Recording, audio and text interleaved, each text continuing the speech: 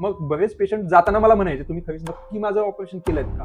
म्हणजे हा जो विश्वास जनतेमध्ये समाजामध्ये रुजवणं ही एक चॅलेंजिंग गोष्ट. तुम्ही फलटणमधले पहिले लॅप्रोस्कोपिक सर्जन म्हणून तुम्ही इथं नावारूपाला आलात. जमीन आसमानचा फरक आहे किरण, जमीन आसमानचा लिटरली.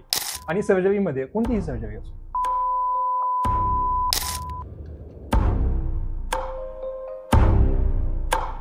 नमस्कार, मी किरण पवार. आज आपण भेटणार आहोत अशा व्यक्तीशी आणि त्यांचा जीवन प्रवास जाणून घेणार आहोत. त्यांचा प्रवास हा जिद्दीचा, चिकाटीचा आणि आत्मविश्वासाचा. घरामध्ये नव्हे, गावामध्ये नव्हे, अख्ख्या खानदानामध्ये कुणीही डॉक्टर नव्हते, पण एक शिक्षकाचा मुलगा ते प्रवास झाला डॉक्टरकीचा. फक्त डॉक्टरच नव्हे तर त्यांनी एक लॅप्रोस्कोपिक सर्जन, प्रसिद्ध स्त्रीरोग तज्ज्ञ आणि आता वंध्यत्व निवारण तज्ज्ञ म्हणून फलटणमध्ये स्वतःचा ठसा उमटवत आहेत. आज आपण जाणून घेणार आहोत की एक शिक्षकाचा मुलगा त्याच्या स्वतःच्या जिद्दीवरती आणि घरच्यांच्या कष्टावरती कशा प्रकारे डॉक्टर होतात आणि आज एक नव्हे, दोन नव्हे तर तब्बल 1100 लॅप्रोस्कोपिक ऑपरेशन आणि 5000 पेक्षा जास्त डिलिव्हरीज त्यांनी केलेल्या आहेत. पाहून घेऊयात त्यांचा प्रवास. सर, तुमचं स्वागत आहे आपल्या या चला बोलूयाच्या पॉडकास्टमध्ये. मस्त किरण. ओके सर, खूप छान वाटतंय की एक शिक्षकाचा मुलगा, शिस्त आणि त्यानंतर डॉक्टर होणं. पण बालपणीपासूनच हा विचार मनामध्ये होता की डॉक्टर व्हायचंय? बालपणीपासून कसं असतं किरण, कुठलाही मुलगा जेव्हा जन्म घेतो तेव्हा लगेच त्याच्या डोक्यात असं प्रकाश नसतो पडत की मला डॉक्टरच व्हायचं. मी एका शिक्षकाचा मुलगा, पण खरं सांगू, वडील इतके बिझी असायचे, शिक्षकी पेशा प्लस आमचा परंपरागत चर्मोद्योगाचा बिझनेस पण होता पप्पांचा, त्यामुळं आमच्याकडे लक्ष देण्याचा तेवढा त्यांना वेळच नसायचा. पण आई मात्र शिक्षणाच्या बाबतीत एवढी स्ट्रिक्ट होती की मग विचारायची सोय नाही. मग बऱ्याचदा आम्ही मार पण खाल्लाय, अभ्यास करत नाही किंवा वेळेवर उठत नाही, शाळेत जात नाही, व्यवस्थित दप्तर ठेवत नाही, ह्याच्याबद्दल बोलणी पण खाल्ली, मार पण खाल्ला आईचा. पण आईनं शिक्षणासाठी आमच्या खूप म्हणजे अपार मेहनत घेतली आणि तिच्या मेहनतीमुळेच मी आज इथपर्यंत आलोय. हे मला सांगायला म्हणजे गर्व वाटतं. आणि ह्याच कारणास्तव मी माझ्या हॉस्पिटलचं नाव भारती आईच्या नावाने मी ठेवलेलं आहे. ओके, म्हणजे तुमचं आईबद्दलचं जे प्रेम आहे ते तुम्ही हॉस्पिटलच्या नावाने दाखवलं नाही, तर तिथे तुम्ही सेवा करताय, स्त्री रोग तज्ञ म्हणून काम करताय, ह्या पद्धतीने तुम्ही दाखवताय. पण सर, एक लहानपणापासून जसं आपण म्हणतो ना की एक कुणाची तरी प्रेरणा लागते आपल्याला डॉक्टर होण्यासाठी. ना तुमच्या घरामध्ये डॉक्टर, ना तुमच्या गावामध्ये डॉक्टर, पण तुम्ही डॉक्टर. तो काळ असा होता ना किरण, म्हणजे आयुष्यात पुढे जाऊन काय बनायचं की लोकांना जास्तीत जास्त 3 पेशा जास्त माहित होत्या, एक डॉक्टर, वकील आणि इंजिनियर. मग डॉक्टर म्हणले की त्यातल्या त्यात ह्या तिन्ही पेशांमध्ये सगळ्यात चांगलं वाटायचं. मग ती स्वप्न रुजत गेली आणि ती वाढत गेली आणि आज साकारलीत. आणि आयडॉल तुम्ही असं जर विचारत असाल ना, तर मी माझ्या मोठ्या बहिणीला माझा आयडॉल मानतो. पण आता सध्या शिक्षिकाच आहे. पण बाकी सर्वांगीण गुण विशेष जे म्हणतात ना, ते तिच्यामध्ये ठसून भरलेले. ओके, म्हणजे घरामध्ये आपण आता काय विचार केला तर घरामध्ये आयडॉल मानण्यापेक्षा आपण बाहेर मानतो, पण तुम्ही घरामध्ये मानता, ही खूप मोठी गोष्ट आहे. त्यानंतर तुमचं घराबद्दलचं प्रेम खूप जास्त दिसतंय सर. कारण की तुमच्या वडिलांना वेळ मिळत नव्हता, त्यातनं वेळ काढून तुम्हाला शिक्षण आणि बाकीच्या गोष्टींबद्दल मेहनत घेतली. आईची मेहनत तुम्ही सांगितली की तिची शिस्त होती आणि तिने खूप मेहनत घेतली. आणि नंतर तुमचा आयडॉल म्हणजे तुमची बहीण. म्हणजे घरावरती प्रेम हे खूप जास्त. पण ज्यावेळेस तुम्ही अभ्यास करायचा त्यावेळेस अभ्यासाचं गुणसूत्र काय असायचं तुमचं? गुणसूत्र म्हणजे काही नाही. आई एका बाजूला स्वयंपाक करत असायची आणि ती स्वयंपाकाला चालू झाली की आम्ही गपचूप तिथं येऊन, तिनं न बोलवता तिथं येऊन बसणं, हाच गुणसूत्र. आणि तिचं स्वयंपाक चालू असताना आमचा इथं अभ्यास लक्ष देऊन झाला पाहिजे, व्यवस्थित झाला पाहिजे, हेच गुणसूत्र. सर, जर आपण पिक्चरमध्ये पाहिलं किंवा रिअल लाईफमध्ये जर पाहिलं तर एक गोष्ट होते की घरामध्ये वडिलांच्या गाडीचा आवाज ऐकला, वडिलांच्या सायकलचा आवाज ऐकला की मुलं अभ्यासाला बसायची. पण तुम्हाला ही तर सवय लागली होती की स्वयंपाकाला आई बसली की अभ्यासाला बसायची. खरंच म्हणजे ही वाखाणण्या जोग्या गोष्टी आहेत की आपल्या घरामध्ये आईची शिस्त ही खूप महत्वाची आहे. पण सर, एक घरामधलं वातावरण जर बघायला गेलं तर कसं होतं? घरामधलं वातावरण बघितलं ना, एक शिस्तप्रिय आणि म्हणजे एवढंच नाही की फक्त आई आम्हाला अभ्यासासाठीच फोर्स करायची, खेळण्यासाठी सुद्धा जबरदस्तीनं पाठवायची. मला आजही आठवतंय, त्या काळामध्ये स्विमिंग टँक वगैरे असलं काही नव्हतं. आई सकाळी उठवायची, म्हणजे सुट्ट्यांच्या काळामध्ये कॅनेलला पोहायला पाठवायची. आणखीन म्हणजे माझ्यापेक्षा ज्या मोठी मुलं आहेत, म्हणजे माझ्या पुढची पिढी थोडक्यात, तर मग ती रोज सकाळी सुट्ट्यांच्या काळामध्ये उठून क्रिकेट वगैरे खेळायला जायची. मग त्यांच्यासोबत मला जबरदस्तीनं पाठवायची. मग लिंबू टिंबू का होईना तिथं मी त्यांच्यासोबत खेळायला जायचो. आणि तिथून मग खेळायची पण मला सवय पडली, आवड निर्माण झाली. मग त्याच्यानंतर मी व्यायामाची आवड निर्माण झाली. मग खूप काही मी मग नंतर आयुष्यभरामध्ये खूप सारे खेळ गाजवले सुद्धा, अजूनही गाजवते. खूप चांगली गोष्ट सर, मेडलच तुमची कहाणी सांगतायत, आपण त्याबद्दल बोलूच. पण आता बालपण गेलं, आता आलं वेळ शिक्षणाची. तर तुमचं बेसिक शिक्षण 10वी पर्यंतचं 12वी पर्यंतचं कुठं झालं? बेसिक शिक्षण प्रायमरी जे स्कूलिंग जे आहे ना, ते एकदम बेसिक पद्धतीने झालं. बस एक स्कूलिंग कम्प्लीट व्हावं ह्या हिशोबाने. म्हणजे फलटणमध्येच 10वी पर्यंत मी यशवंतराव चव्हाण हायस्कूलमध्ये होतो. म्हणजे एक सुरुवातीला काही वर्ष, म्हणजे 6वी-7वी पर्यंत एक ॲव्हरेज स्टुडंट होतो मी. खूपच इंटेलिजंट किंवा एक्स्ट्रा ऑर्डिनरी असं काही नव्हतं. पण त्याच्यानंतर जी सवय, व्यायामाची सवय, आणि त्याच्यानंतरचा जो माझा बौद्धिक विकास होत गेला, तो म्हणजे दॅट इज इनक्रेडिबल. आता सर 10वी झाली, 12वी झाली, पण जेव्हा आपण म्हणतो की आता मला 12वी नंतर डॉक्टर केलं जायचंय, MBBS लाच ऍडमिशन घ्यायचंय, आणि त्यामध्ये पण तुमचा नंबर लागतो गव्हर्नमेंटला, ते पण मेरिट मधून, खूपच मोठी गोष्ट आहे की जिथं खरंच तुमची जिद्द पाहिजे, चिकाटी पाहिजे. सर याबद्दल काय सांगाल तुम्ही? कसं असतं माहितीये का किरण, जेव्हा 10वी नंतर ना मुलांना शिंग फुटायला लागतात, बरोबर आहे. जशी मला पण शिंग फुटायला लागली होती जेव्हा मी 11वी मध्ये शेती शाळेमध्ये माझं ऍडमिशन झालं होतं. त्यावेळेस थोडस वयामध्ये आल्यामुळं आई वडिलांना चकवा कसा द्यायचा आणि आपलं साध्य कसं करायचे, अशा वाईट सवयी थोडक्यात मध्ये माझ्यामध्ये घुसू लागल्या होत्या. आणि मग 11वी झाली. 11वी मध्ये मी काही जास्त अभ्यास केला नाही. आणि माझ्यासारख्याच आणखीन काही हुन्नरी मित्रांची साथ लागली होती, म्हणजे जी काय अभ्यास करत नव्हती. आणि अशा मित्रांसोबत मी जास्त राहत होतो. मग 12वीचे पण जवळपास 6 ते 7 महिने गेले. 6-7 महिन्यानंतर सुद्धा मी क्लासला जायचो, ट्युशनला जायचो, पण त्याच्या टेस्टला जायचो नाही. क्लासमधल्या, ट्युशनमधल्या एक्झाम्सला जायचो नाही. मग ही गोष्ट माझ्या क्लासच्या टीचरने डॉक्टर सलीम शेख म्हणून होते, डॉक्टर नाही, सलीम शेख म्हणून होते. त्यांनी माझ्या धाकट्या बहिणीच्या थ्रू माझ्या आईपर्यंत पोहोचवली. ओके. मग मी जसं तुम्हाला सांगितलं, आई म्हणजे खतरनाक, तिच्या पुढे काही आजही चालत नाही माझं. मग अक्षरशः आईनं सालीच्या धोपानं बडवलं होतं मला. म्हणजे ही खूपच, मग खूप स्ट्रिक्ट आजही आहे. आजही माझ्याकडून काही चुकीचं घडतंय म्हटलं ना, आई माझ्या 2 थोबाडीत मारायला कधीही कमी करणार नाही. आणि आजही आई जर मला ओरडून जरी म्हटली ना, मग थरथरायला होतं. एक डॉक्टर, ती पण स्त्रीरोग तज्ञ, आणि एवढे वर्ष झालं प्रॅक्टिस करतायत, आईला घाबरतो, हे ऐकून थोडंसं वेगळं वाटतंय, पण चांगली गोष्ट आहे की एक चांगली सवय देखील तुम्हाला झाली. मग त्यानंतर काय, तेव्हा मग अभ्यासाची सवय लागली. कधी मी 7:30-8च्या आत उठायचो नाही, पण आई मला तेव्हापासून रोज पहाटे 4 वाजता उठून बसवायची. पेंगलं की फाडकन थोबाडीत पडायची. पण एका आईनं मुलांबद्दल एवढं शिस्त, एवढं स्ट्रिक्ट होणं आजकालच्या काळामध्ये ते थोडंसं लॅकिंग आहे. म्हणजे तेवढं काळीजच धट लागतं, नाही का? ते माझ्या आईमध्ये आहे, हे मला अभिमान वाटतो. त्यांचं काळीज धट होतं आणि त्यांनी एवढी शिस्त लावली म्हणून तुम्ही एक खूप छान डॉक्टर बनू शकला. एक्झॅक्टली. मग तिथून नंतरच्या मी जेवढ्या काही क्लासच्या एक्झाम्स होत्या, सगळ्या जे काही होते, म्हणजे त्या सगळ्या मी टॉप केल्या.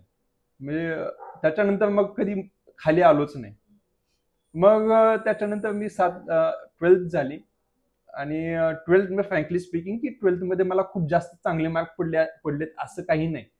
कारण की त्यावेळेस तेवढा म्हणजे अभ्यासच झाला नव्हता आणि तेवढं प्रिपरेशनही नव्हतं. मग त्यानंतर मात्र मला साताऱ्याला पाठवलं होतं ह्याच्यासाठी, सीईटीचे एक्झाम. सीईटी होती आणि आमची बॅच म्हणजे सेकंड अपिअरिंग सीईटी. आणि त्यावेळेस निगेटिव्ह मार्किंग सिस्टीम सुद्धा होती आमच्या वेळेस. ओके. ठीक आहे.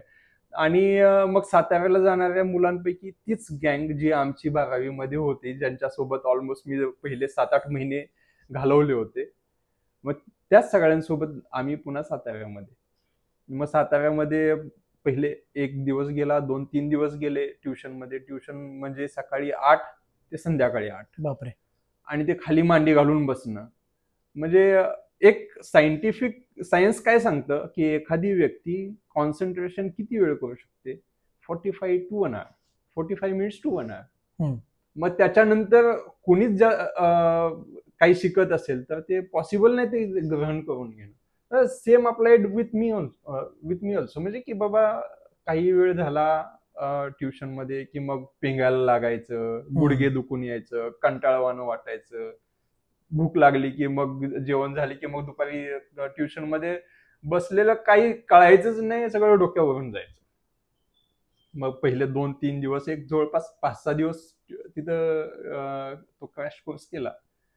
मग त्याच्यानंतर आमचा जो ग्रुप होता त्याच्यापैकी कुणीही म्हणजे कोणाची हिंमत होईना झाली की पुन्हा त्या क्लासला जाण्याची. ठीक आहे. मग त्याच्यानंतर मग फ्रँकली स्पीकिंग आम्ही पुन्हा 12वी मध्ये जे पहिले 5-6 महिने केलं ते तिथं साताऱ्यामध्ये केलं. फिरणे, खाणे पिणे, झोपा काढणे आणि कधी वाटलं तर थोडाफार अभ्यास करणे. मग असेच एक्झामचे दिवस जवळ येत गेले. एक्झाम काही दिवसांवर आली. मग सगळे हडबडून जागे झाले की बाबा आता एक्झाम आली, आता काय करायचं. सीईटी साठीचे नवीन नवीन बुक्स वगैरे घेतले होते. मग ते सगळे चाळायला चालू केले. पण ते कधी न उघडलेली बुक्स पहिल्यांदा जेव्हा उघडतो तेव्हा ते पण काही जास्त डोक्यात जातं असं नाही, समजत नाही.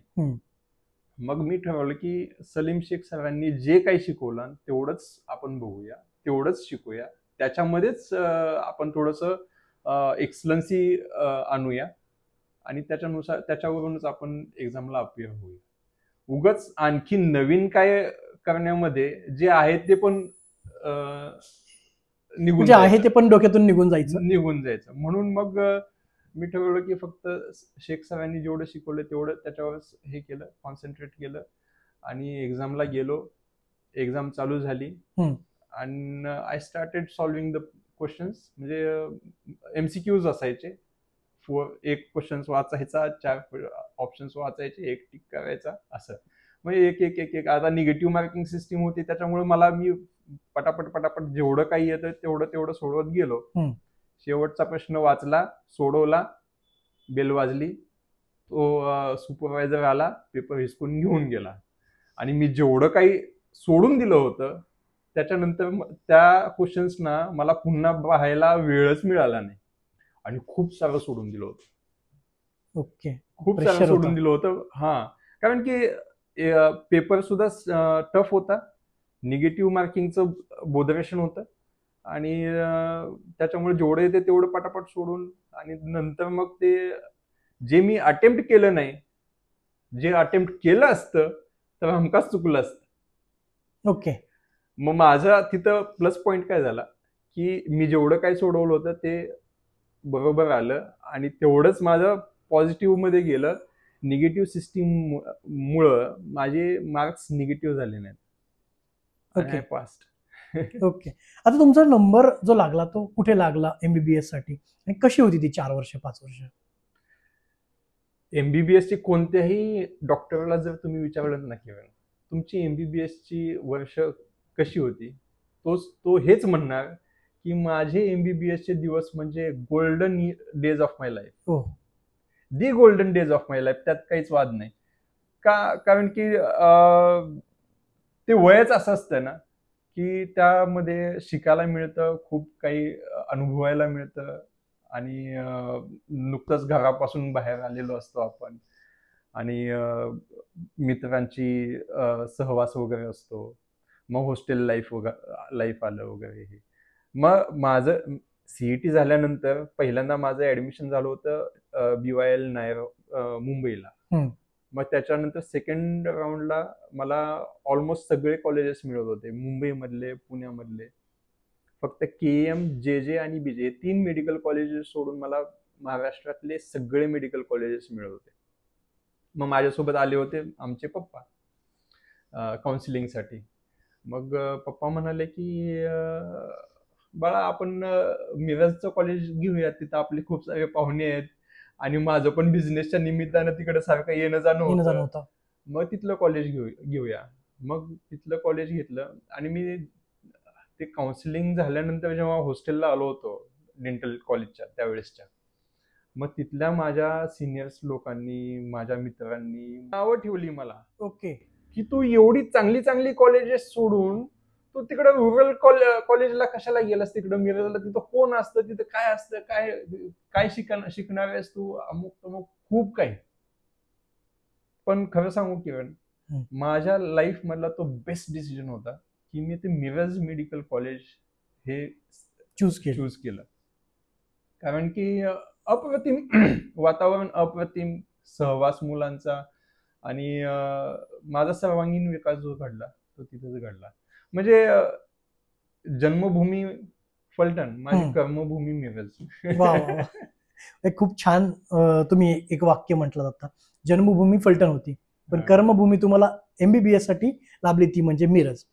जेव्हा एमबीबीएस कम्प्लीट झालं त्यानंतर तुम्ही जॉब करायचा निर्णय घेतलात का पुढे शिक्षणाचा निर्णय घेतलात? हा, एमबीबीएस कम्प्लीट झाल्यानंतर आम्हाला त्यावेळेस बॉन्ड असायचा गव्हर्नमेंटचा की 1 वर्ष गव्हर्नमेंटसाठी, म्हणजे माझं गव्हर्नमेंट मेडिकल कॉलेज मधून ऍडमिशन झाल्यामुळं गव्हर्नमेंटचा त्यावेळेस फक्त गव्हर्नमेंट कॉलेजच्या मुलांसाठीच हा हे असायचा बॉन्ड असायचा की गव्हर्नमेंटसाठी 1 वर्ष द्यायला पाहिजे. म्हणून त्याच्यासाठी मी काही दिवस त्या बॉन्डच्या मधूनच पीएससी साखरवाडी आपल्या फलटण तालुक्यातली तिथं काही दिवस जॉब केला, एक 5-6 महिने फक्त. ओके. मग त्यावेळेस तो बॉन्ड होता 1.5 लाखाचा. मग मी तिथं जॉबला जेव्हा लागलो तर ते जॉबचे जे काही सॅलरी वगैरे यायची ती मी तशीच सेव्हिंगला ठेवली आणि जवळपास 1-1.25 लाख जमले असतील. आणि ते प्लस पप्पांनी आणखी त्याच्यात ऍड केले आणि तो बॉन्ड ब्रेक केला. आणि त्याच्यानंतर मग मी बीजे मेडिकल कॉलेज मिरज येथे, बीजे मेडिकल कॉलेज पुणे इथं शिफ्ट झालो. इथं शिफ्ट होऊन एक 9 महिने, फक्त 9 महिनेच मला मिळाले होते अभ्यासासाठी ह्या ऑल इंडिया PGCETच्या प्रिपरेशनसाठी. तुम्हाला सांगू 9 महिने मी एवढा पणाला लावून अभ्यास केला किरण, म्हणजे मी फक्त 1.5 दिवसातून 6 तासच झोपायचो. बापरे. 1.5 दिवसातून 6 तास, म्हणजे दिवस आणि रात्र कधी उगवली कधी मावळला हे काही समजायचं नाही. म्हणजे जवळपास 24 ते 30 तासानंतर 6 तासाची झोप घ्यायची. मध्ये आधी जर कंटाळा आला, झोप आलाय, तर त्यावेळेस चहाची खूप सवय लागली होती. जागायचं म्हणलं तर चहा पाहिजे. हो, पण म्हणजे एवढा अभ्यास केला होता तिथं. लायब्ररी, बीजे मेडिकल कॉलेजच्या लायब्ररीमध्ये बसून ना बसायच्या ठिकाणी छाले पडले होते अक्षरशः. खूपच वेगळी गोष्ट. हा, तिथली जी लोकल पब्लिक जी होती मला पाहून इन्स्पायर व्हायची की बापरे, हा किती अभ्यास करतो, आपण पण थोडं काहीतरी करूया. त्यावेळेस तुम्ही इन्स्पिरेशन झाला होता दुसऱ्यांसाठी. राईट. सर, ज्यावेळेस तुम्ही एमबीबीएस कम्प्लीट केलं, साखरवाडीचा बॉन्ड तोडला तुम्ही, तो नंतर बीजेला तुम्ही गेलात आणि तुम्ही पुढच्या सीईटीसाठी म्हणजे एमडीच्या तयारीसाठी लागलात, बरोबर? तर एमडी, आता एमबीबीएस झाल्यानंतर शक्यतो ऑर्थो असेल किंवा रेडिओलॉजी असेल किंवा आपण म्हणूयात की दुसरी कुठलीही फील्ड असेल, पण तुम्ही गायनेकोलॉजी हीच फील्ड का निवडली? गायनेकोलॉजी कसं असतं, आता लोकांची एक मानसिकता असते की पुरुष आणि गायनेकोलॉजिस्ट थोडं एक स्टिग्मा आहे समाजामध्ये. हा समाजामध्ये स्टिग्मा आहे, प्लस लोकांचा पाहण्याचा दृष्टिकोन पण थोडासा विचित्र असतो. पण गायनेकोलॉजी म्हणजे आलं ना, ह्या सगळ्या विषयांचा संगम आहे. इथं काही नाही आहे. मेडिसिन आहे, एंडोक्रायनॉलॉजी आहे, रिप्रोडक्टिव्ह मेडिसिन आहे. दॅट इज म्हणजे एक ऑसम, म्हणजे आज ही जगामध्ये बऱ्याचशा गोष्टी आहेत, ह्या फील्डमध्ये बऱ्याचशा गोष्टी आहेत की अजूनही उघडायच्या बाकी आहेत. म्हणजे इथं रिसर्चर्सना खूप वाव आहे. पुढे जाण्यासाठी खूप वाव आहे. आणि सगळ्यात महत्वाचं म्हणजे इंडिया सारख्या कंट्रीमध्ये, आपल्यासारख्या समाजामध्ये एक हे जिथं मॅटर्नल मॉर्टॅलिटी रेट आजही हाय आहे अख्ख्या जगामध्ये, इन्फंट मॉर्टॅलिटी रेट अजूनही हाय आहे, तिथं चांगल्या गायनेकॉलॉजिस्टची अतिशय गरज आहे. मग भले तो मेल का असे ना. बरोबर आहे. मला आजही काही पेशंट्सचे फोन येतात की आम्हाला मेल गायनेकॉलॉजिस्ट नकोय, आम्हाला फिमेल गायनेकॉलॉजिस्ट पाहिजे. त्यावेळेस काय भावना असते सर मनामध्ये? त्यावेळेस मग मी हसतो मनापासून, आणि मी हसून त्यांना म्हणतो, तुम्ही या हो मॅडम, मी साडी घालून बसेल. काय मग आणखीन काय एक्सपेक्ट करू, नाही का? नाही, ही गोष्ट म्हणजे जरी तुम्ही म्हटलात ना, आपण हसण्यावारी घेतली, पण अनेक लोकांच्या मनामध्ये अजून तो स्टिग्मा आहे की मेल गायनेकॉलॉजिस्ट आणि फिमेल गायनेकॉलॉजिस्टचा. पण जो हँड आता तुम्ही पुढे ज्यावेळेस प्रॅक्टिस केलीत, पण तरी सुद्धा ना, आपण महाराष्ट्रामध्ये आहोत, आपल्या इथली पब्लिक एवढी कन्झर्व्ड नाहीये जी नॉर्थ मध्ये आहे. तिथं तर मग बापरे, मेल गायनेकॉलॉजिस्ट सोडा, मेल डॉक्टरकडे फिमेल जातच नाहीत. बापरे. ओके, म्हणजे हा वेगळा एक पार्ट आहेच या गोष्टीचा. हा हे ते इथं हे पहा, म्हणजे ह्यात आपण काही करू शकत नाही. ही समाजाचीच मानसिकता सुधारावी लागेल. मग ह्याच्यासाठी काय पाहिजे? सामाजिक शिक्षण पाहिजे, सामाजिक सुधारणा घडल्या, एज्युकेशन व्यवस्थित लोकांना मिळालं तर ह्या गोष्टी, ही मानसिकता सुधारू शकते, नाही तर मग अवघड आहे. सर, आता MBBS नंतर MD, आणि MD ला फलटणचा मुलगा जातोय आसामला, गुवाहाटी सारख्या ठिकाणी, आणि तिथं शिक्षण घेतोय. सर, काय होतं, विचार काय होता मनामध्ये? गुवाहाटी आसाम हे निवडण्या पाठीमागचं विषय, मला सर्जरी मिळत होतं, ENT ऑप्थॅल्मॉलॉजी हे मिळत होतं, पण एक चांगली क्लिनिकल फील्ड असावी, म्हणजे जिथं ऑपरेटिव्ह स्किल्स माझ्या डेव्हलप व्हाव्यात, अशी म्हणजे ही इच्छा होती, स्वप्न होतं. मग गुवाहाटी मेडिकल कॉलेज निवडण्या पाठीमागचा उद्देश हा की पेरिफेरीमध्ये आहे, आउटस्कर्ट्स मध्ये, नॉर्थ ईस्ट इंडिया, आणि त्या काळामध्ये अख्ख्या नॉर्थ ईस्ट मध्ये 3 ते 4 बोटावर मोजणे इतकेच कॉलेजेस, आता खूप सारे वाढलेत, त्यात गुवाहाटीमध्ये टॉप मोस्ट. आणि अख्ख्या नॉर्थ ईस्टच्या सगळ्यात वाईट, सगळ्यात कॉम्प्लिकेटेड, सगळ्यात खराब झालेल्या केसेस तिथे यायच्या. आणि एवढा वर्कलोड प्रचंड की म्हणजे विचारायची सोय नाही. 6 युनिट होते फक्त ऑब्स्टेट्रिक्स अँड गायनेकॉलॉजीचे, 6 युनिट, जवळपास 350 बेड हे फक्त ऑब्स्टेट्रिक्स अँड गायनेकॉलॉजीच्या डिपार्टमेंटला होतं. 350 बेड म्हणजे जवळपास आपल्या इकडचं एखादं मेडिकल कॉलेज. पण तेवढे बेड आणि 6 युनिट, तर आणि प्रत्येक युनिटमध्ये जवळपास एक 50 ते 60 बेड असायचे. तर जेव्हा इमर्जन्सी व्हायची ना, इमर्जन्सी डे म्हणजे आठवड्यातून एक दिवस इमर्जन्सी डे, आणि संडे बाय रोटेशन प्रत्येक युनिटला यायचा. मग इमर्जन्सी झाली की नेक्स्ट डे त्या वॉर्डमध्ये पेशंट ठेवायला जागा नसायची, खाली बेडवर मॅट्रेस टाकायच्या, तिथं एका मॅट्रेसवर 2-2 पेशंट, कॉटवर 2-2 पेशंट, असा. म्हणजे एवढा, म्हणजे अक्षरशः बाजार, म्हणजे पाय ठेवायला जागा नसायची वॉर्डमध्ये. त्यामुळे तुम्हाला एक्सपिरियन्स पण खूप छान आला. एक्सपिरियन्स म्हणजे खूप छान. आम्हाला म्हणजे 2-2 दिवस झोप सोडा, बसायला नाही मिळायचे. आज म्हणजे मी जेव्हा पाहतो ना, प्रेग्नंट पेशंट्स येतात आमचे 7व्या-8व्या महिन्यामध्ये, पायाला सूज आली म्हणून, तर ते सूज काहीच वाटत नाही आम्हाला. आमचेच पाय तेवढे सुजायचे त्यावेळेस उभे राहून. आता हे ज्यावेळेस तिथलं तुमचं शिक्षण पूर्ण झालं, त्यानंतर कुठे प्रॅक्टिस करावा असा विचार केला होता? GMC मिरजचं जर एक्सपिरियन्स आणि तिथली लाईफस्टाईल वगैरे जर तुम्ही विचारलीत ना, की हे आपला टाइम लिमिट कमी आहे, मी अख्खा दिवस त्यावर बोलू शकतो. पण GMC गुवाहाटी मधून जेव्हा मी पास आउट झालो ना, की सगळं काही होतं, नॉलेज अक्वायर झालं होतं, स्किल्स अक्वायर झाल्या होत्या, पण आता पुढं करायचं काय प्रश्न होता खूप मोठा.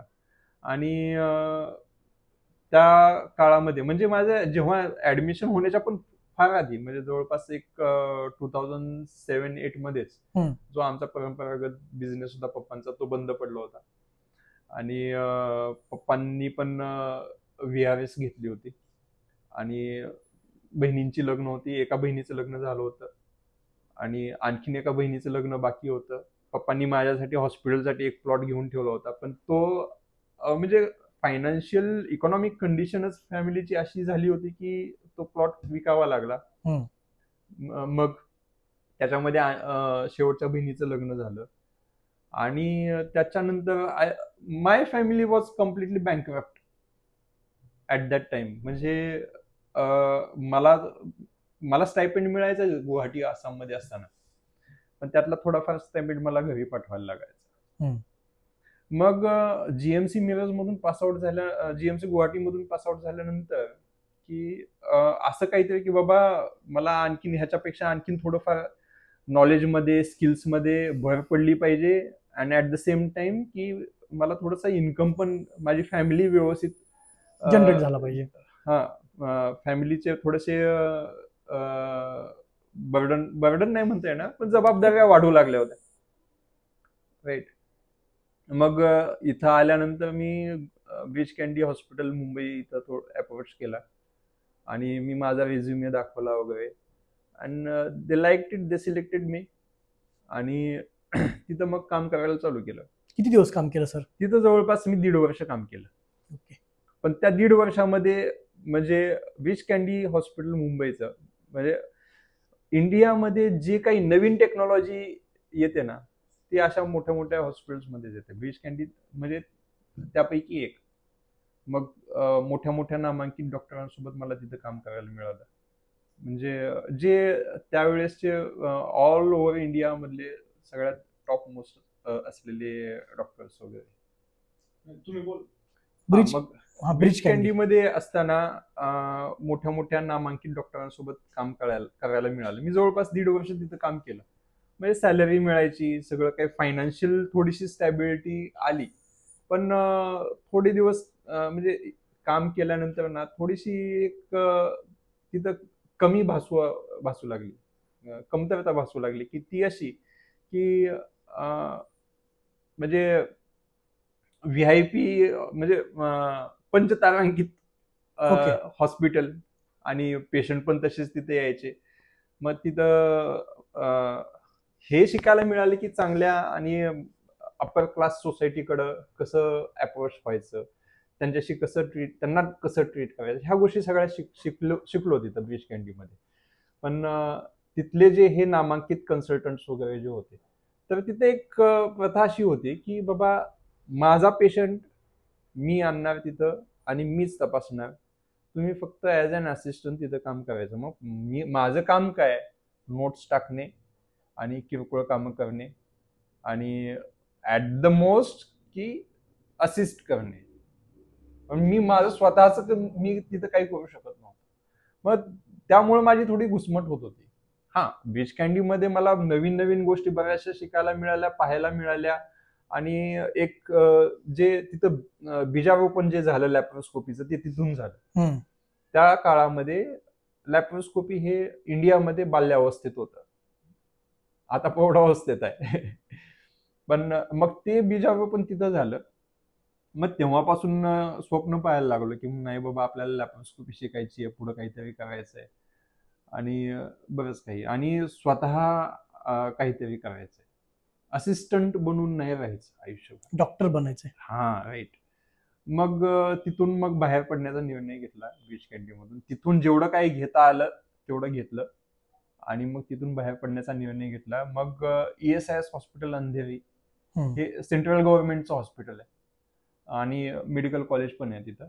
मग तिथे ऍज अ लेक्चरर म्हणून जवळपास तिथं 1 वर्ष काम केलं. मग तिथं बऱ्याचशा गोष्टी मी इंडिपेंडेंटली करायला स्टार्ट केल्या, हिस्टेक्टॉमी, सिझेरियन. बाकीच्या पेशंट्सना ट्रीटमेंट मी माझ्या ह्याच्यावर करू लागलो तिथे. आता सर तुम्ही एक शब्द बोललात लॅप्रोस्कोपी आणि तुम्ही आज लॅप्रोस्कोपिक तज्ज्ञ आहात. तुम्ही लॅप्रोस्कोपीचे 1100 पेक्षा जास्त ऑपरेशन्स तुम्ही केलेले आहेत. मग हे लॅप्रोस्कोपी तिथं तुम्हाला शिकायला मिळालं, पण तुम्हाला प्रॅक्टिस करणं भाग होतं, कुठेतरी अजून शिकणं भाग होतं. मग तुम्ही ते नक्की कुठं कम्प्लीट केलं? हा, मग लॅप्रोस्कोपीसाठीच मी 1 वर्ष ESIS मध्ये काम केलं. पण जे रुटीन प्रोसिजर्स ज्या व्हायच्या तेवढ्याच ESIS मध्ये व्हायच्या. लॅप्रोस्कोपी तिथं नव्हती. आणि आणखीन काही ऍडव्हान्स टेक्नॉलॉजीज किंवा गोष्टी म्हणा इनफर्टिलिटीच्या म्हणा किंवा बाकी ऍडव्हान्स सर्जरीज वगैरे म्हणा, त्या तिथं होत नव्हत्या. मग त्या आणखीन मला शिकायच्या होत्या आणि लॅप्रोस्कोपी त्यातली एक गोष्ट. म्हणून त्यासाठी मी एक फेलोशिप म्हणून फेलोशिपसाठी आणि लॅप्रोस्कोपी शिकण्यासाठी गुजरातमध्ये शिफ्ट झालो. तर एक 6 महिन्याच्या ह्याच्यासाठी मी गेलो होतो, कोर्ससाठी गेलो होतो. मग तिथं ते लॅप्रोस्कोपी पण केली आणि at the same time in the same hospital मी ज्यांच्याकडे शिकत होतो त्यांनी मला ऍज एक जॉब म्हणून किंवा एक ऑफर म्हणून त्यांनी तिथं एक असिस्टंट म्हणून पण मला काम करायला दिलं. जे 6 महिने मी चांगलं काम केलं, त्यांना आवडलं. आणि तिथे मला एक चांगला मित्र मिळाला, जसवंत सिंग म्हणून. मग त्यानं मला ऑफर केली की बाबा आपण इथं एक आपलं स्वतःचं हॉस्पिटल चालू करूया. मग त्याच्यासोबत मी तिथं डिसा नाव गावाचं, तिथं 3 वर्ष स्वतःचं हॉस्पिटल रन केलं. ओके. पण 3 वर्षानंतर तुला सांगू किरण, की आपलं ते आपलं असतं बघ. म्हणून मग आई वडील, बहिणी, आपला समाज, आपली लोक ह्याच्यासाठी ह्याच्या पुढे काही नसतं बाकी. मग तुम्ही काही असा, मी बीच कॅन्डी मध्ये असताना मी जेव्हा ते रेजिग्नेशन दिलं ते ऍक्सेप्टच केलं नव्हतं माझं रेजिग्नेशन. तिथले जे CEO होते, म्हणजे मला जवळपास एक 10 दिवस मला त्यांच्या पाठीमागं लागायचं, सर मला जायचं, सर मला जायचं. आणि ते स्पष्ट म्हणायचे मला तुला सोडायचं नाही. आणि मला मग मोठे मोठे हे द्यायचे, ऑफर्स द्यायचे की बाबा आपण असं करूया, की बाबा मी तुला हे करतो, देतो, ते करतो. पण नाही, जिथं ग्रोथ नाही दिसत तिथं नाही थांबायचा, हा नियम होता. आणि जे आपल्या समाजासाठी काहीतरी करणं, मी एवढं काही केलं. लॅप्रोस्कोपी केली मी डिसामध्येच राहून. आणखीन त्या 3 वर्षांमध्ये खूप काही शिकलो. नॉन डिसेंडिंग वजायनल हिस्टेरेक्टॉमी शिकलो, इन्फर्टिलिटीचे प्रॅक्टिसेस शिकलो.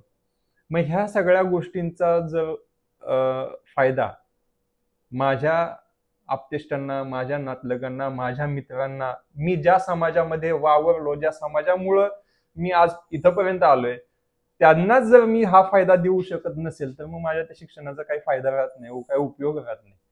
म्हणून मी ठरवलं की बाबा नाही, बस आता ओके, परतीच्या मार्गी लागूया. आणि दुसरी गोष्ट म्हणजे आई पण, मी एकुलता एक, आणि आईचं माझ्यावर अपार प्रेम, प्रत्येकच आईचं असतं. मग तिच्या पण इमोशन्स वगैरे असायच्या की बाबा मला आता तू पाहिजेस. आणि तुम्ही नंतर निर्णय घेतला की आपण आता फलटणला शिफ्ट करू. सर, आता परतीचा प्रवास झाला. सर, फलटणमध्ये आल्यानंतर स्वतःची प्रॅक्टिस करायची का कोणत्या हॉस्पिटलला प्रॅक्टिस करायची, काय निर्णय होता नक्की? फलटणमध्ये जेव्हा आलो होतो ना, ह्या गोष्टी सगळ्या प्लॅन करूनच आलो होतो की बाबा इथं आल्यानंतर ना आपल्याला हेच करायचंय, कुठं जॉब नाही करायचा. कारण की जॉब मधल्या गोष्टी मध्ये आपलं स्वतःचं काही नसतं. You cannot take your own decision. म्हणजे तुम्हाला दुसऱ्या कुणाच्या तरी डिसिजनच्या प्रमाणे तुम्हाला ते काम करावं लागतं, तुम्हाला आवडत असेल किंवा नसेल तरी सुद्धा. मग तिथं तुमचं काही चालत नाही. मला माझं स्वतःचं काहीतरी करायचं. हॉस्पिटल चालू सगळ्यात कसं माहितीये का, मी भले तिथं 3 वर्ष जरी काम केलं असेल ना, इथं आल्यानंतर प्लॉट घेणे, पुन्हा इथं जागा बघणे, इन्स्ट्रुमेंट वगैरे, ह्या सगळ्या इकॉनॉमिक स्ट्रक्चर, जे इन्फ्रास्ट्रक्चर उभं करणं ना, हे थोडंसं डिफिकल्ट होतं. आणि फलटणमध्ये येऊन, भले मी फलटणचा जरी असलो ना, मी जेव्हा फलटणमध्ये आलो ते 20 वर्षानंतर आलो. म्हणजे ऑलमोस्ट 20 वर्षानंतर, 17 वर्षानंतर मी 2000 साली इथून बाहेर पडलो आणि 2017 साली पुन्हा फलटणमध्ये आलो प्रॅक्टिसच्या निमित्तानं. मग ह्या 17 वर्षाचा हा कम्युनिकेशन गॅप आहे ना, खूप मोठा आहे. बरोबर आहे. 17 इयर्सचा कम्युनिकेशन गॅप म्हणजे खूप मोठा आहे. तेव्हा तुम्ही इथं अनोळखी असता, तुमच्या स्वतःच्या गावी तुम्ही अनोळखीच असता. तुमची हा त्यावेळेसची ओळख शून्य होती. ओळख शून्य होती. डॉक्टर तुमची ओळख तिथे निर्माण करायची होती. हा निर्माण मला पुन्हा शून्यापासून सगळं उभा करायचं होतं. मग ह्या गोष्टी थोड्याशा चॅलेंजिंग वाटल्या, पण सगळं चालू केलं. मग नंतर सगळ्यांना भेटी दिल्या डॉक्टर्सना, किंवा समाजामध्ये थोडंसं वावर जास्त वाढवला. आणि त्याच्यानंतर हळूहळू लोकांनी माझं काम पाहिलं, लोकांनी विश्वास ठेवायला चालू केला, आणि मग थोडंसं हळूहळू बिल्ड होत गेलं. सर आता एक स्त्रीरोग तज्ञ म्हणून काम करणं ठीक आहे, लोकांनी एक्सेप्ट करायला सुरुवात ठीक आहे, पण लॅप्रोस्कोपी जसे तुम्ही म्हटलात की त्यावेळेस ते बाल्य अवस्थेत होतं, पण ज्यावेळेस तुम्ही 2017 मध्ये फलटणला आला असाल त्यावेळेस लॅप्रोस्कोपी काय प्रौढ अवस्थेत इथं नसणार आहे, इथे ती बाल्य अवस्थेतच असणार आहे. त्यावेळेस सिच्युएशन आणि लॅप्रोस्कोपी हे काय गणित होतं सर?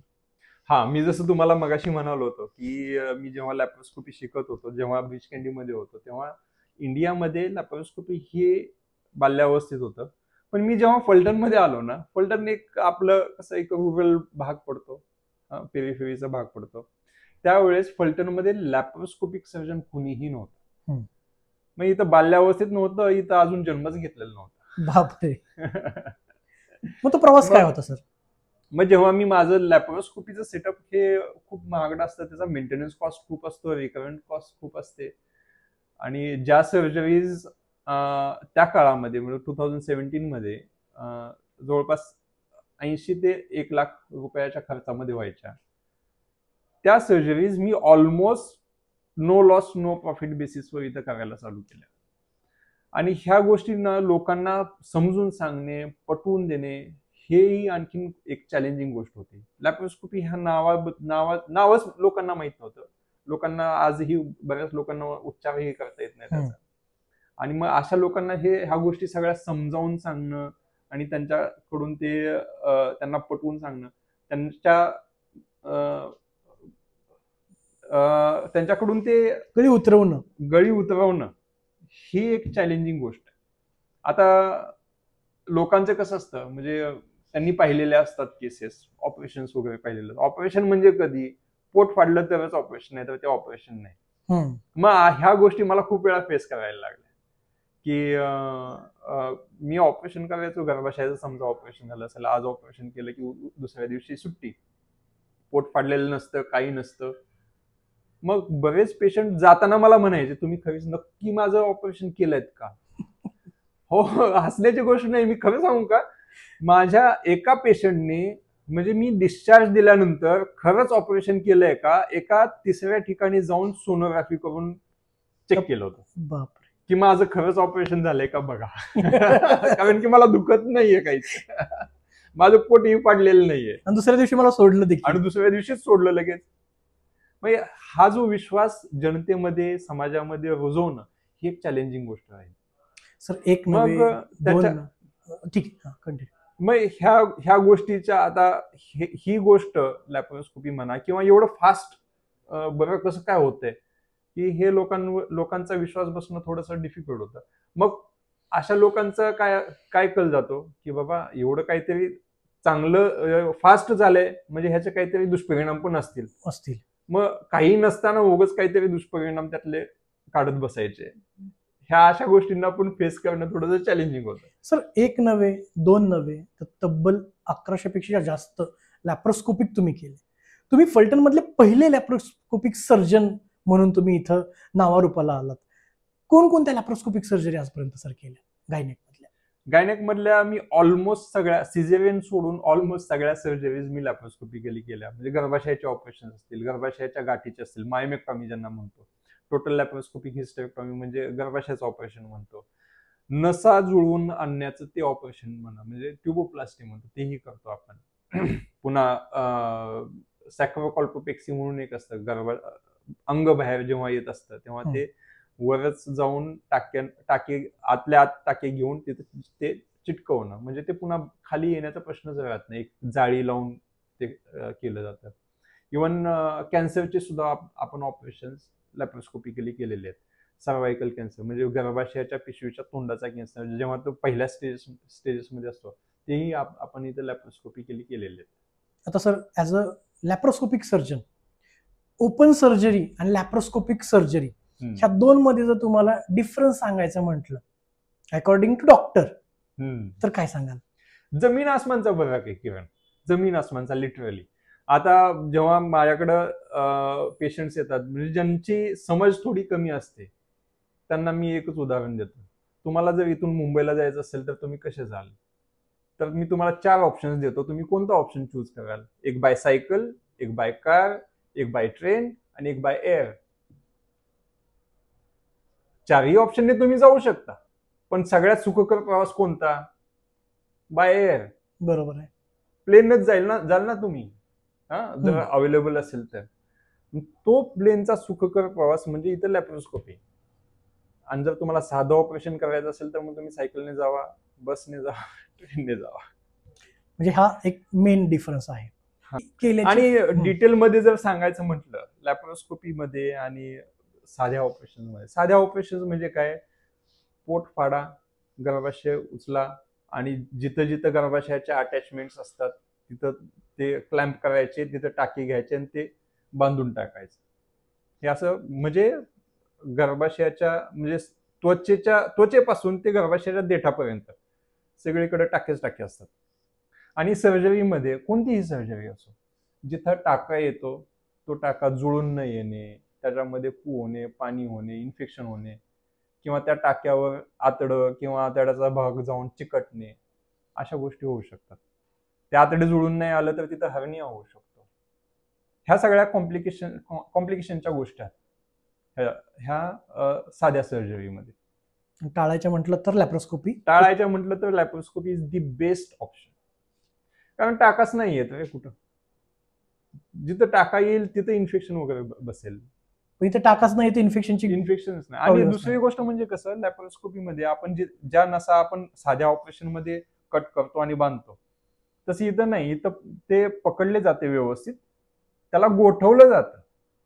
गोठवल्या गेल्यामुळे त्यातल्या ज्या मज्जातंतू ज्या नर्व्स असतात ना त्या सुद्धा गोठतात, त्यामुळे तिथे काही सेन्सेशन राहत नाही. गोठवल्या गेल्यामुळं तिथं जखम नावाचं असं काही राहतच नाही.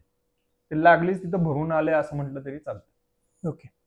त्यामुळे तिथं अल्सर जखम नावाचं असं काही शक्यता राहत नाही. त्यामुळे it is easy to discharge the patient right on the next day.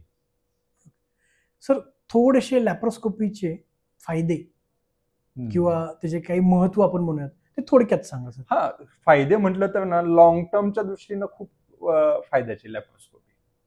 Long टर्मच्या दृष्टीनं म्हणजे काय, जसं मी तुम्हाला सांगितलं टाकी नाहीत, त्यामुळं इथं काय हर्नियाचे चान्सेस कमी, इन्फेक्शनचे चान्सेस कमी, ऑलमोस्ट पेनलेस सर्जरी. म्हणजे मगाशी मी नाही का सांगितलं, पेशंटचा विश्वास बसत नाही की बाबा माझं ऑपरेशन, एवढं मोठं ऑपरेशन झालंय का नक्की. एका पेशंट सोनोग्राफी करून चेक करून मला सांगितलं की माझा विश्वासच बसत नव्हता की तुम्ही ऑपरेशन केलं म्हणून मी सोनोग्राफी करून आले. म्हणजे हा फायदाच नाही का. पेन किलर्स आणखीन तुम्ही महिनाभर खात बसण्यापेक्षा ते 2 दिवसातच तुमच्या पेन किलर्स बंद झाले, त्या किडनीला पण आराम मिळाला ना. बरोबर आहे. एवढ्या मेडिसिन्स एक्सक्रीट करण्यापेक्षा, नाही का. हे औषधांचा खर्च तुमचा कमी आला. 2 दिवसात तुम्ही रिकव्हर झालात, 2 दिवसामध्ये तुमचा बॅक टू रुटीन तुम्ही आलात. म्हणजे आजारामधून एकदम कम्प्लिटली नॉर्मल लाईफमध्ये आला.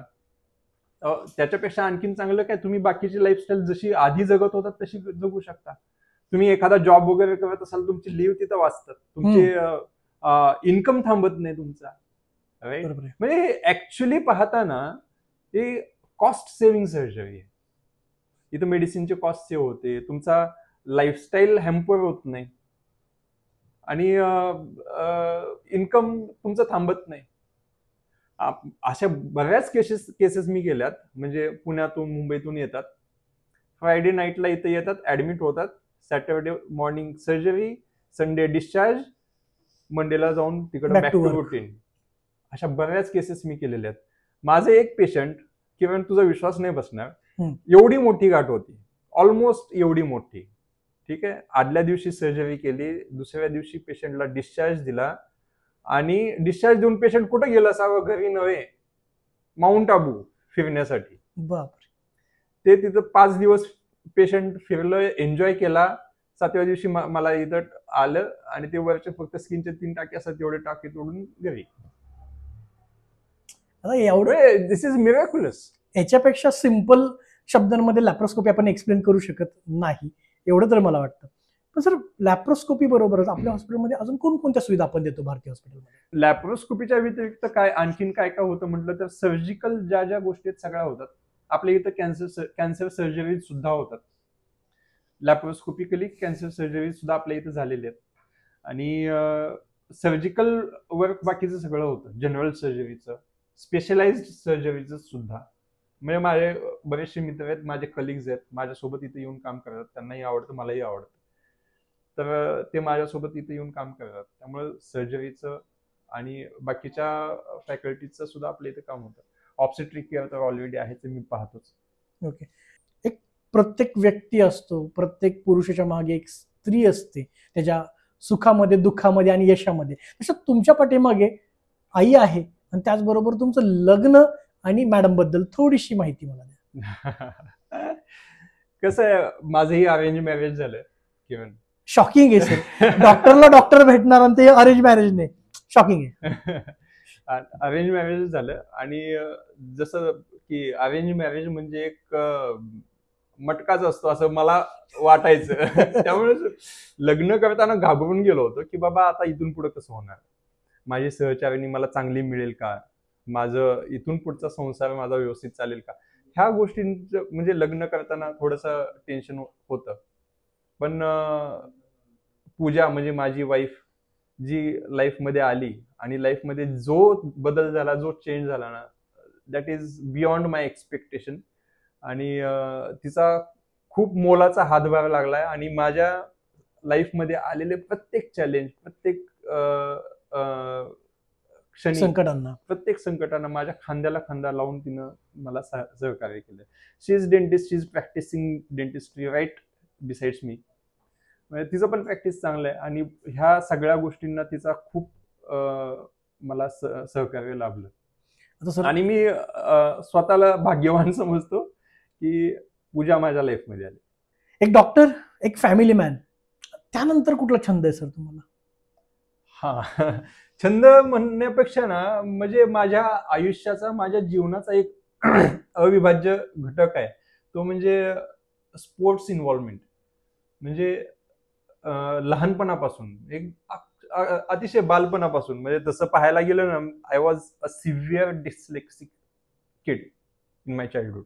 म्हणजे डिस्लेक्सिया एवढा की लोक मी मतिमंद आहे काय अशा नजरेने माझ्याकडे पाहायचे.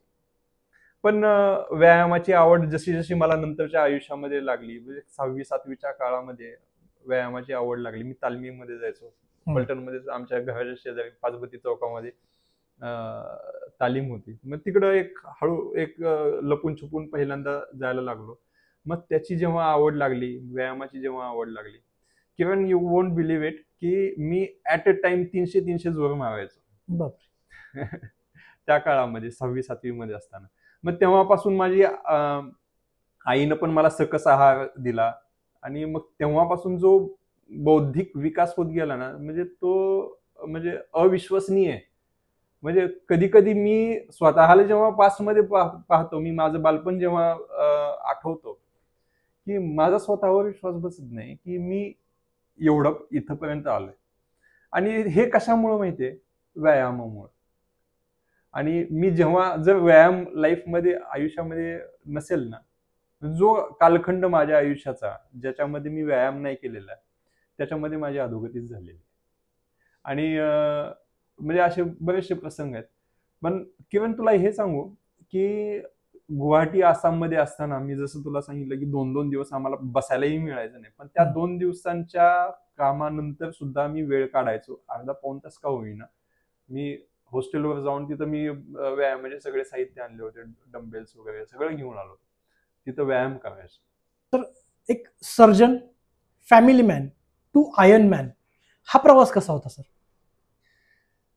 कसं आहे ना, म्हणजे एक डॉक्टरचा जो स्ट्रगलिंग पिरियड जो असतो ना, जो काळ जो असतो, म्हणजे मी मुंबईमध्ये, गुजरातमध्ये ह्या काळामध्ये जो हे जे स्ट्रगल केलं, त्याच्यामध्ये वेळ काढणं व्यायामासाठी हे खूप डिफिकल्ट जात होतं. व्यायामाची आवड मला पहिल्यापासून आहे, 6वी पासून व्यायाम करतोय. पण ह्या काळामध्ये व्यायाम माझा झाला नाही. म्हणजे माझं जवळपास 85 किलो वजन झालं होतं ऍट द एंड ऑफ गुजरातचे ते 3 वर्ष. मग तिथून जेव्हा फलटणमध्ये आलो, अक्षरशः मी जाड्या झालो होतो. तर मग स्वतःला आरशामध्ये पाहणं थोडंसं लाज निर्माण करत होतं, की बाबा मी असा नाहीये आणि मला हे असं नाही दिसायचं. आणि मग त्याच्यानंतर मी व्यायाम चालू केला, इथं जिम चालू केली. मग एक मित्र होता माझा, त्यानं जस्ट एक आयर्नमॅन कम्प्लीट केली होती. त्याच्या संगतीत राहून मग हे आयर्नमॅनचं कॉम्पिटिशनचं वगैरे थोडंसं वेळ लागलं. मग स्विमिंग, सायकलिंग, रनिंग स्टार्ट केले. मग 2019 मध्ये मी पहिली आयर्नमॅन कम्प्लीट केली. त्याच्यानंतर 7 आयर्नमॅन मी कम्प्लीट केलेल्या आहेत. म्हणजे 2 आयर्नमॅन, म्हणजे आयर्नमॅन हा एक फक्त ब्रँडच आहे, त्याच्या 2 आणि बाकीच्या वेगवेगळ्या ब्रँडच्या अशा 5, जवळपास 7 आयर्नमॅन मी झालेले आहेत. आणि त्याच्या व्यतिरिक्त मॅरेथॉन, हाफ मॅरेथॉन त्याची तर काही गणतीच नाहीये. आणि ह्याच्या व्यतिरिक्त म्हणजे बऱ्याचशा मॅरेथॉन आहेत त्या मी जिंकलेल्या आहेत सुद्धा. म्हणजे आपल्या इथं नीरा मॅरेथॉन झाली होती, तिथं मी 3रा आलो होतो 2 वेळा, एकदाच नाही 2 वेळा 3रा आलो होतो. आणि बारामतीमध्ये झाली होती, तिथं पण मी 3rd आलो होतो. आणि कराडमध्ये झाली होती, तिथं पण माझा नंबर आला होता. सर, तुम्ही व्यायामाबद्दल बोललात, एक फिटनेस ठेवायचं म्हटलं तर तेवढं पॉसिबल होत नाही. ॲज अ डॉक्टर ती गोष्ट तुम्ही सांभाळताय, तरी देखील काही अडचणी येत असतील, त्या काय आहेत सर? अडचणी म्हणजे हॉस्पिटल आणि व्यायाम आणि आपली पर्सनल लाईफस्टाईल, ह्या गोष्टी मॅनेज करणं थोडंसं डिफिकल्ट जातं. आणि माझे बरेचसे डॉक्टर कलिग्स मला मित्र विचारतात की बाबा तू ह्या दोन्ही गोष्टी ऍट अ टाइम कशा मॅनेज करतो. तर कसं आहे, व्यायाम आणि माझं हे फिटनेसचं जे फिटनेस फ्रीक जो झालोय मी, तो म्हणजे माझ्या लाईफस्टाईलचा एक पार्टच झालाय. मी आता ह्याला वजा नाही करू शकत. हे जर नसेल तर मीच नसेल. म्हणजे ही अशी कंडिशन झाली लाईफची. तर डेलीचा जो मॉर्निंगचा जो शेड्यूल आहे ना, म्हणजे सकाळी 6 ते 10 वाजेपर्यंत I am not available to anybody. Okay. ह्या वेळेमध्ये म्हणजे हे मी कुठंतरी रनिंग, सायकलिंग, स्विमिंग किंवा काहीतरी कुठंतरी जिम वगैरे मी स्वतःकडेच हे असतं. मग ओके. आणि ह्याच्याबद्दल जर चॅलेंजिंग असं काय झालं विचारायचं म्हटलं ना, लास्ट इयर 2024 मध्ये ऑक्टोबर, राईट 19 ऑक्टोबरला म्हणजे रेस होती, गोवा आयर्नमॅनची रेस होती. त्याच्यासाठी माझं प्रिपरेशन चालू होतं. And you won't believe it Kiran, की I was prepared at the next level. म्हणजे अशा की म्हणजे माझा तिथं नंबर येणारच होता, एवढं माझं प्रिपरेशन झालं होतं. Swimming, cycling, running. आयर्नमॅन मध्ये काय असतं, हाफ आयर्नमॅन होती ती. 1.9 kilometre swimming, followed by 90 kilometre cycling and followed by 21 kilometre running, हे ऍट अ स्ट्रेच. मग ह्या तिन्ही गोष्टी माझ्या खूप चांगल्या प्रिपेअर झाल्या होत्या. खूप कष्ट घेतले होते 6 महिने. आणि पुढच्या आठवड्यामध्ये मी गोव्याला निघणार होतो आणि 1 आठवडा आधी माझा ऍक्सिडेंट झाला सायकलवरून. आणि एवढा ब्रुटल ऍक्सिडेंट झाला होता, माझं हिप फ्रॅक्चर झालं होतं.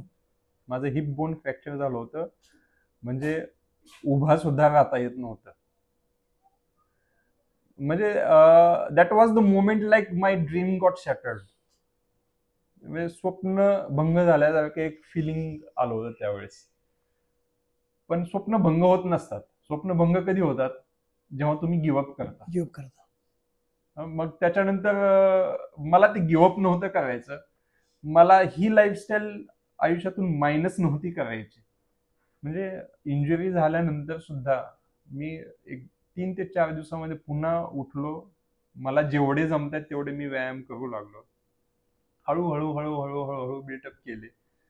मग इंजुरी नंतर म्हणजे हिप बोन फ्रॅक्चर झाल्यानंतर बरेच ऑर्थोपेडिक सर्जन्सने मला सगळं बंद करायला सांगितलं होतं, ऑपरेशन सजेस्ट केलं होतं आणि कम्प्लीट रेस्ट सांगितलं होतं. तर मी फक्त माझं मनाचं ऐकलं. ते माहित नाही चांगलं चुकीचं केलं की बरोबर केलं, पण जे मन सांगितलं ते ऐकलं आणि केलं. आणि म्हणजे जवळपास एक ऑक्टोबर, नोव्हेंबर, डिसेंबर, जानेवारी 3 महिन्यामध्येच मुंबईमध्ये फुल मॅरेथॉन केली आणि ती पण चांगल्या टाइमने. ग्रेट. 3 तास 57 मिनिटांमध्ये मी ती कंप्लीट केली. इझिली केली, कारण की I was already injured. Sir, याच्यामधला तुमचा पुढचा माइलस्टोन काय? पुढचा माइलस्टोन म्हणजे आता सध्या एकच टार्गेट आहे, साऊथ आफ्रिका कॉम्रेड्स, आणि तिकडून आल्यानंतर सातारा हिल मॅरेथॉन आहे. सातारा हिल मॅरेथॉन मध्ये असं खूप चांगलं करायचं आहे, म्हणजे जे आजपर्यंत घडलं नव्हतं. लास्ट इयर माझं टाइम होतं 1 hour 37 minutes मध्ये मी सातारा हिल कंप्लीट केली होती. आता ह्या वर्षी 1 तास 30 मिनिटाच्या तरी आत आली पाहिजे. Great. All the best sir. तुम्ही खूप छान पद्धतीने सांगताय. इव्हन मला असं वाटायला लागलं उद्यापासून मी पळायला सुरुवात करतो. या आहेत गोष्टी. पण सर, एक तुम्ही डॉक्टर, आरोग्यासाठी तुम्ही स्वतःसाठी तेवढं जपताय, तुम्ही इतरांना काय संदेश द्याल? उदाहरणार्थ मला काय संदेश द्याल? व्यायाम आणि डाएट ह्या गोष्टी अतिशय महत्वाच्या आहेत किरण. अतिशय म्हणजे अतिशय. ह्याच्या व्यतिरिक्त दुसरं मला आणखीन काहीच सांगायचं नाहीये, कारण की हेच महत्वाचं आहे. तुम्ही सकाळी लवकर उठा, जेवढं जमेल तेवढं व्यायाम करा, आणि दिवसभर जे काही खाता ना, तुमच्या जिभेवर कंट्रोल ठेवा, प्रत्येकच गोष्टीमध्ये, बोलण्यामध्ये सुद्धा आणि खाण्यामध्ये सुद्धा. म्हणजे तुमची सोशल आणि तुमची पर्सनल लाईफ, पर्सनल हायजीन, ह्या सगळ्या गोष्टी व्यवस्थित होऊन जातील. डाएट आणि एक्सरसाइज ह्या सगळ्या महत्वाच्या गोष्टी आहेत. ओके. आता सर, अनेक मुलं आजकाल एक इन्फ्लुएन्स खाली येऊन डॉक्टर बनण्याचा विचार करतात. तर आजच्या या पिढीला तुम्ही as a doctor, as a laparoscopic surgeon, first laparoscopic surgeon in Phaltan, आणि पुढे जाऊन तुम्ही आता इन्फर्टिलिटीचं स्वतःचं युनिट चालू करताय, तर याबद्दल तुम्ही तुमच्या येणाऱ्या पुढच्या डॉक्टर पिढीला काय संदेश द्याल? डॉक्टर पिढीला म्हणजे ज्यांना डॉक्टर बनायचंय त्यांना संदेश द्यायचा म्हटलं तर मी एकच गोष्ट सांगू इच्छितो की बाबा, कोणीतरी डॉक्टर बन म्हणतंय म्हणून डॉक्टर नका बनू. कारण की हा तो काळ नाही राहिलेला किरण, की एक 25-30 वर्षांपूर्वी डॉक्टर म्हणजे सर्वस्व, त्यांच्या अगेन्स्ट जायचं नाही, किंवा काही जरी झालं तर दॅट वॉज बिंग एक्सेप्टेड, की बाबा जे काय झालं ठीक आहे, म्हणजे काही कॉम्प्लिकेशन्स वगैरे झाले. आजकाल काही लोकांची अशी मानसिकता झालेली आहे की जर काही घडलं तर ते डॉक्टरच्या चुकीमुळेच झालं. मग ह्या मानसिकतेमधून बाहेर पडलं पाहिजे. म्हणून येणाऱ्या पिढीला जे डॉक्टर बनू इच्छिते त्यांना मी हे सांगू इच्छितो की बाबा, तुम्हाला जर डॉक्टर बनायचंय, तुमची आतून आज आवाज येत असेल की मला डॉक्टर बनायचं, तर तुम्ही अवश्य बना. पण उगाच कोणीतरी धरून तुला डॉक्टर बनायचंय म्हणून तू बन, हे नका करू. सर, खूप छान तुम्ही त्यांना संदेश देताय. आज चला बोलू याच्या प्लॅटफॉर्मवरती आपण भेटलोत डॉक्टर महेश शिंदे. पाहिला गेलं तर एक डॉक्टरला भेटल्यासारखं नाही वाटत आहे, एका आयर्नमॅनला भेटलोय आपण असं वाटतंय. आणि या भेटीमध्ये आपल्याला आरोग्याचं, शिस्तीचं आणि याचं महत्व, आपल्याला एक सामान्य शिक्षकाचा मुलगा ते डॉक्टर, हा प्रवास आपण पाहिलात. सर, आज तुम्ही खूप मनापासून बोललात याबद्दल, आणि तुम्ही जो काही संदेश दिलात त्याबद्दल मी चला बोलू याच्या पूर्ण टीम तर्फे तुम्हाला पुन्हा एकदा धन्यवाद करतो. थँक्यू किरण, थँक्यू.